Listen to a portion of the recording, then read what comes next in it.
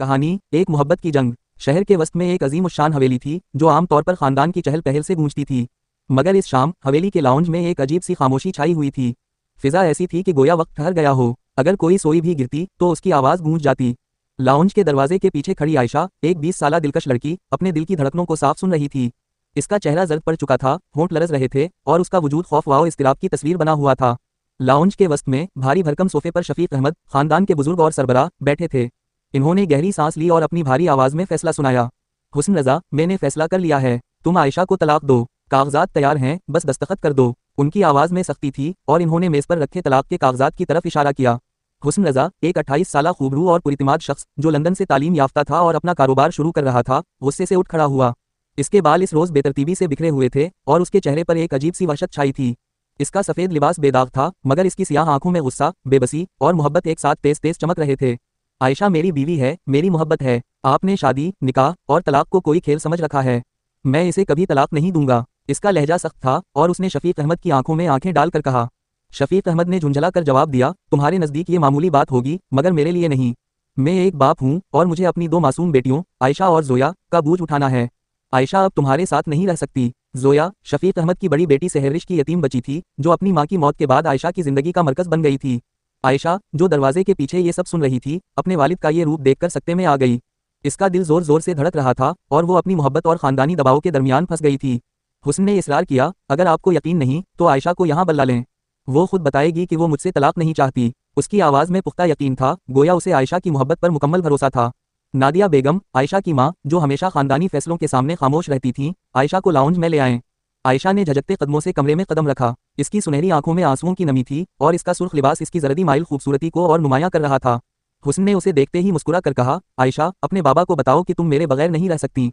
तुम ये तलाक नहीं चाहती। मगर शफीक अहमद ने सख्त लहजे में आयशा से कहा, दस्तखत करो आयशा। अभी और उसी वक्त आयशा के कदम लड़खड़ा गए। इसने अपनी बहन सहरिश की जिंदगी याद की, जो काशिफ अली से शादी के बाद एक अजाब बन गई थी। सहरिश की मौत, जो एक हादसे के तौर पर पेश की गई थी, उसके दिल पर एक भारी पत्थर की तरह थी। 1 साल पहले सहरिश की शादी काशिफ अली से हुई थी। शफीक अहमद ने इस रिश्ते को फख्र से कबूल किया था, क्योंकि काशिफ एक कामयाब कारोबारी शख्स था। मगर शादी के बाद सहरिश बदल गई। इसकी हंसी गायब हो गई, इसकी आंखों के गर्द सियाह हल्के नुमायां हो गए और उसके जिस्म पर अजीब से निशानात नजर आने लगे। आयशा ने एक बार इससे पूछा था, आपी, ये निशानात क्या हैं? मगर सहरिश ने हंसकर बात टाल दी, ये शादीशुदा जिंदगी की बातें हैं, तुम क्या समझोगी? मगर आयशा को इसकी आंखों में नमी नजर आई थी। सहरिश अपने शौहर काशिफ के जुल्म की कहानी छुपाती थी। एक दिन जब वो हामिला थी, वो सीढ़ियों से गिर गई। अस्पताल में उसने जोया को जन्म दिया, मगर खुद इस दुनिया से रुखसत हो गई। शफीक अहमद और नादिया बेगम अपनी बेटी की मौत से टूट गए और आयशा ने जोया को अपनी बेटी की तरह पालना शुरू कर दिया। आयशा को तलाक के कागजात पर दस्तखत करने से इनकार करने पर काशिफ ने उसे फोन पर धमकी दी, अगर तुमने दस्तखत ना किए तो मैं हुस्न को तुम्हारे बाबा की निगाहों में और गिराऊंगा। काशिफ ने शफीक अहमद को झूठे सबूत दिखाए कि हुस्न नशे और अयाशी में मुलव्वस है। शफीक अहमद, जो पहले ही सहरिश की मौत से सदमे में थे, ने उन झूठे इल्जामात पर यकीन कर लिया और हुस्न से तलाक का मुतालबा किया। एक रात जब आयशा अपने कमरे में जोया के साथ थी, काशिफ बगैर इजाजत अंदर घुस आया। वो नशे की हालत में था और इसकी आंखों में एक अजीब सी हवस झलक रही थी।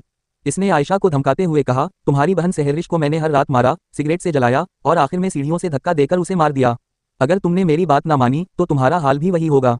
आयशा खौफ से कांप उठी। इसने जोया को अपनी बाहों में समेट लिया, लेकिन काशिफ ने जोया को छीनने की धमकी दी, अगर तुमने तलाक ना दी तो मैं जोया को तुमसे हमेशा के लिए छीन लूंगा। हुस्न की वापसी और सच का इंकिशाफ। ऐन उसी लम्हे कमरे का दरवाजा जोर से खिला और हुस्न रजा अंदर दाखिल हुआ। इसका चेहरा गुस्से से सुर्ख था और वो काशिफ पर झपट पड़ा। दूर हट मेरी बीवी से। इसने काशिफ को एक जोरदार मुक्का मारा। उसी वक्त शफीक अहमद और एक नौउम्र मुलाजिमा कमरे में दाखिल हुए। मुलाजिमा, जो काशिफ के घर काम करती थी, ने राज खोल दिया, सहरिश को काशिफ ने सीढ़ियों से धक्का दिया था। वो इस पर जुल्म करता था, उसे मारता था और इसकी मौत का जिम्मेदार वही है। शफीक अहमद सकते में आ गए। इन्होंने काशिफ को एक जोरदार थप्पड़ मारा और कहा, मैं तुझे अपना रिश्तेदार समझता था, मगर तो सांप निकला।